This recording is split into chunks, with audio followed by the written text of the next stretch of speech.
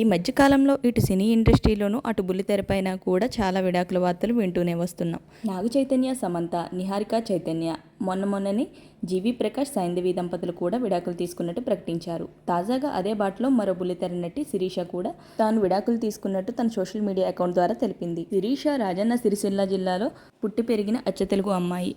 ఈమెకి ఇద్దరు అక్క చెల్లెలు ఉండగా వీరు కూడా సీరియల్స్లో నటించారు. కానీ శిరీష మాత్రం అక్కలను మించి క్రేజ్ అందుకుంది. మొగల్ రేకులు సీరియల్తో బాగా పాపులర్ అయింది. స్వాతి చినుకులు, రాములమ్మ, మనసు మమత, చెల్లెలు కాపురం ఇలా అనేక సీరియల్స్లో కూడా నటించింది.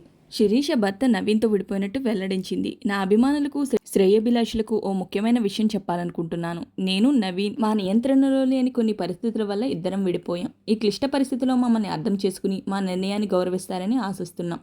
వీలైతే సపోర్ట్ చేయండి, కానీ విమర్శించకండి. నవీన్పై నాకు ఇప్పటికీ గౌరవం ఉంది. నేను ఒక సెలబ్రిటీ అయినందుకు ఈ విషయం మీతో చెప్పడం అవసరం అనిపించి దీన్ని షేర్ చేస్తున్నాను. అర్థం చేసుకున్నందుకు థ్యాంక్ యూ అంటూ ఇన్స్టాగ్రామ్లో ఓ పోస్ట్ను షేర్ చేసింది శిరీష. అయితే వీరు విడిపోయి ఏడాది కాలం అవుతున్నట్టు స్పష్టం చేసింది శిరీష.